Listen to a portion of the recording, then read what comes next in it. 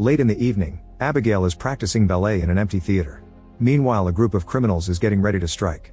The hacker shuts down all the security cameras in Abigail's house and the sniper climbs on the roof. When Abigail leaves the theater, her driver gets her on the car, unaware the criminals have put a tracker under it. As soon as the car gets moving, so do the kidnappers. The hacker opens the house's doors and 3 of the criminals sneak into Abigail's bedroom to hide behind the furniture. The woman realizes they'll be kidnapping a child and protests since she usually doesn't mess with kids, but the others tell her to deal with it. Soon Abigail arrives home and gets on the bed, so the criminals use the chance to attack. A guy tries holding her down, but Abigail stabs his hand with a pencil. The other man takes over and covers her mouth as he captures her while the first guy tries to punch her, but the woman stops him from hurting a kid. Then she injects Abigail with a sedative to put her to sleep. The other half of the team is waiting outside and warns those in the house that there's a car incoming. While the sniper keeps the incoming car under his watch, the trio hurries to put Abigail in a bag and sneaks out through a window. As they cross the garden and reunite with the sniper, the alarms activate and they have to run. Fortunately, the last 2 criminals pick them up just in time and they escape without issues. During the ride, they check Abigail's pulse to make sure she's fine and blindfold her. When they're about to reach a traffic, the hacker tells the driver to take a different road, but the driver makes a sudden turn and hides the van behind a big truck.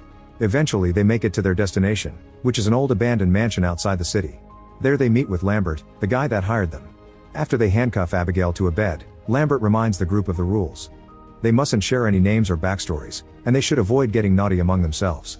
It's a 24-hour job, so they must babysit Abigail until her rich dad sends the $50 million. Lambert doesn't tell them who the dad is, but he does collect everyone's phones to avoid getting tracked. Before leaving, Lambert gives each team member a codename inspired by the Rat Pack. Afterward, the team begins enjoying all the drinks in the house. Joey refuses to share her candy with Dean, who pretends to be smart and tries to guess everyone's backstory, but he fails. When Joey mocks him, the others bet some money to see if she can do better, and by reading their body language, clothes, and personalities she guesses all correctly. Frank used to be a detective, Peter is a dim-witted mob enforcer, the hacker Sammy comes from money and is doing this for fun, Rickles is a former Marine sniper, and Dean is a sociopath driver. In return, Frank concludes Joey is a recovering addict. Then Joey checks on Abigail, who complains the blindfold is too tight. Joey covers her face and takes the blindfold off. She also notices that the handcuffs are hurting her, so she recuffs her hands in front.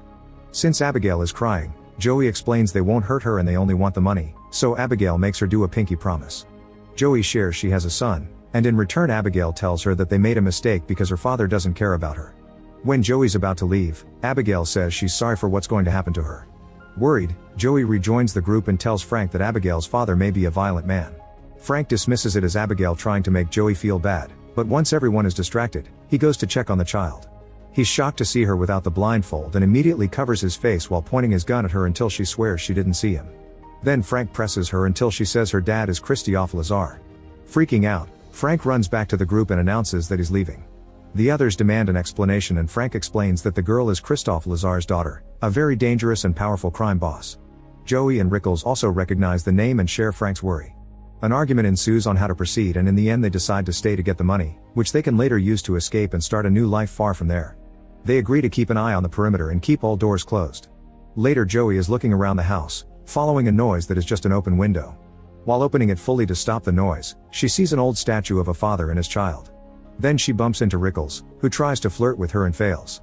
He also tells her that he doesn't trust the others and they agree to watch each other's backs. Meanwhile, Sammy finds a room with TV and is suddenly startled by a presence behind her, but it's just Dean playing a prank. He has the nerve to try flirting with Sammy, who furiously kicks him out. Then Dean finds a sleeping Peter and draws a man's member on his face. He keeps wandering around the house and enters a dark corridor with tons of old pictures, including one with a girl that looks a lot like Abigail. Next he goes to the basement kitchen, where a door opens by itself. Confused, he enters the room and gets startled by a rat. As he tries to leave, suddenly an unseen presence grabs him by the legs and pulls him back. Sammy hears his screaming and goes to the basement, where she finds Dean sitting at the table. When she tries to approach him, his head falls and Sammy screams before puking.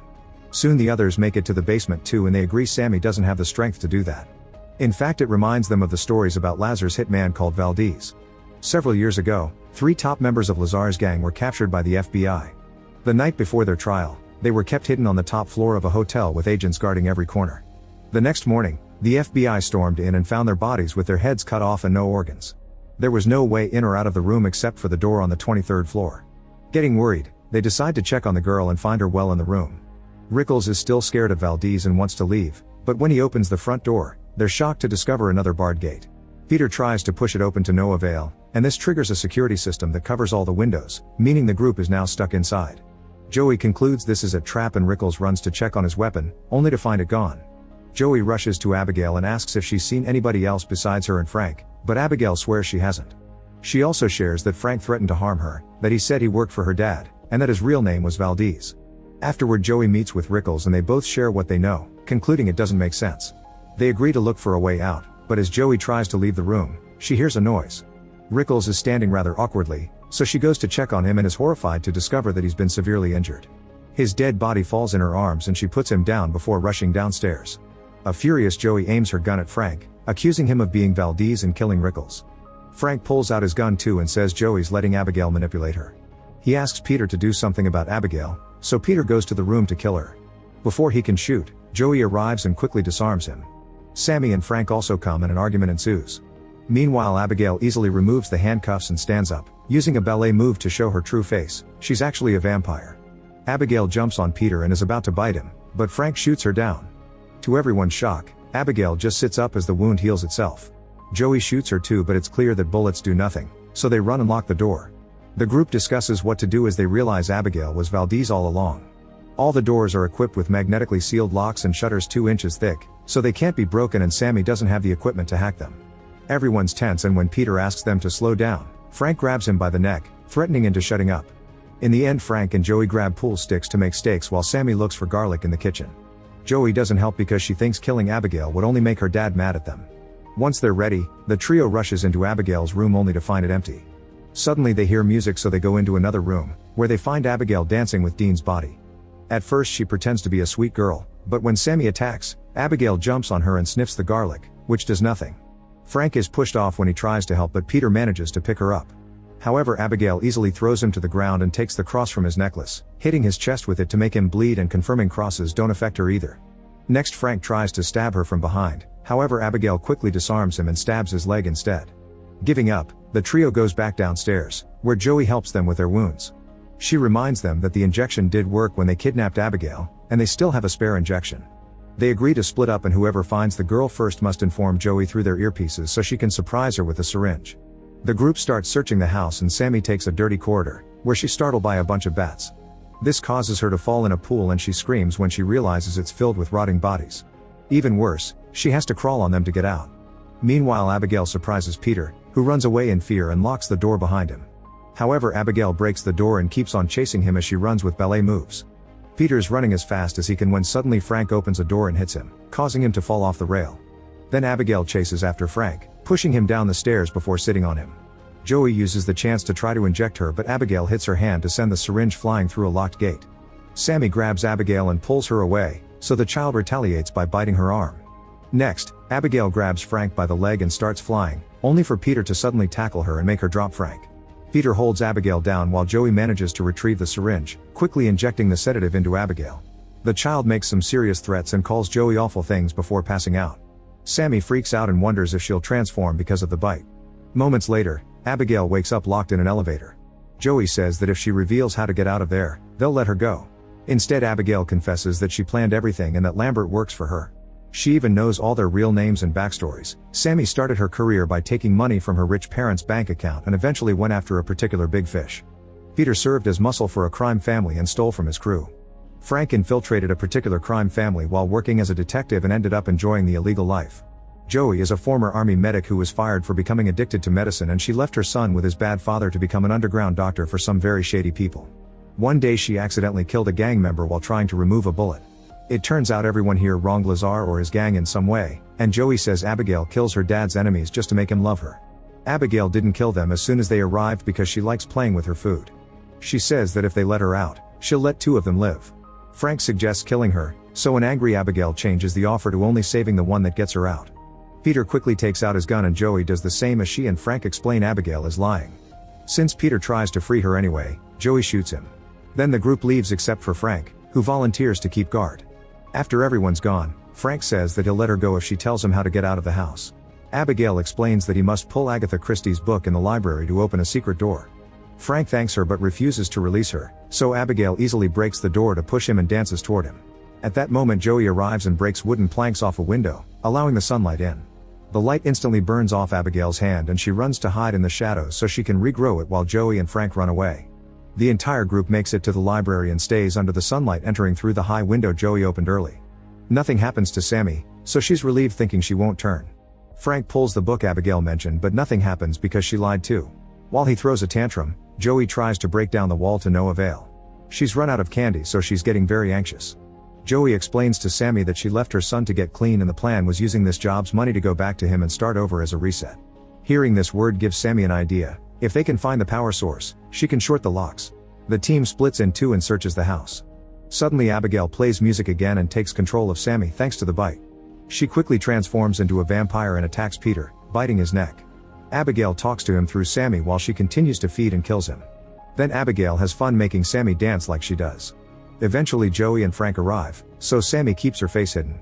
However, the others are suspicious, thus Sammy shows them her transformation and the duo immediately runs away. Sammy chases after them and they make it to the library, where Abigail uses Sammy's voice to explain she hates that room because that's where her father turned her. Joey grabs a tray and reflects the sunlight on it, causing Sammy's body to explode. At that moment a secret door opens and although Joey and Frank think it's a trap, they decide to go through it anyway. After going through a corridor, they find the mansion's control and Lambert, who is a vampire too. Lambert grabs Joey by the neck while he explains everything. Abigail turned him 2 years ago when she found out that he helped Frank infiltrate the gang. She also threatened his family, and now all he does is bring all her father's enemies here so she can play. He's already notified Lazar about the situation, and he's on his way to the mansion. Lambert wants to kill both Abigail and her dad, so he offers to turn Frank if he promises to help. Frank agrees, so Lambert knocks Joey out and bites Frank. Next Lambert makes Frank drink his blood and Joey wakes up to watch Frank painfully transform into a vampire. Afterward Lambert tells Frank to feed on Joey, however Frank stabs him with a stake instead, causing Lambert to explode. At that moment Abigail arrives and tries to attack, but Frank overpowers her and drinks her blood. Joey uses the chance to reach the control panel and deactivates the security measures. She also retrieves her phone. But when she runs down the secret corridor, the exit is locked. While Frank finishes feeding on Abigail and drops her body, Joey calls her son and leaves a heartfelt speech in his voicemail. Frank finds her and immediately pushes her back into the library, where he starts throwing her around to smash her against the furniture. Joey tries to defend herself, but her punches do nothing to a vampire. Then she grabs her by the neck and throws her down, but Abigail catches her just in time. Abigail explains she's too weak to defeat him alone and begs Joey to help her kill Frank, promising to let her go if she does so she can see her son again. Frank approaches them and the girls team up to start fighting him, but no matter how hard they try, he's clearly stronger than both of them combined. After he knocks down Abigail, he stabs Joey in the shoulder with the stake and gets her stuck on a pillar. Then he goes back to fighting Abigail, biting her again as the girl raises her pinky to remind Joey of their promise. When Abigail is down, Frank takes Joey off the stake and bites her neck before throwing her on the floor. When she wakes up, Frank uses his vampire powers to force her to pick up the stake and go after Abigail. However, Joey is pretending, so she turns around and pushes Frank, giving Abigail the chance to jump on him. She fights him again as she explains the powers take a while to develop fully, so he can't control or transform Joey yet. While they're distracted, Joey retrieves the stake and pulls Frank down, then she and Abigail team up to stab him and make him explode. Afterward Joey is worried that she may transform too, but Abigail confirms it won't happen because Frank is dead. As promised, Abigail lets Joey go and tells her to find her son. Suddenly someone grabs Joey's shoulder. It's Abigail's father Lazar, who says he had many names through the years. He wants to kill Joey, however Abigail comes to her defense, saying Joey saved her life and was there for her when he wasn't. Lazar kisses Joey's hand as thanks and lets her go. Joey rushes back to the van and discovers she still has a lollipop left, so she eats it while driving away. Make sure to subscribe and turn on notifications so you can watch more videos like this. Thanks for watching.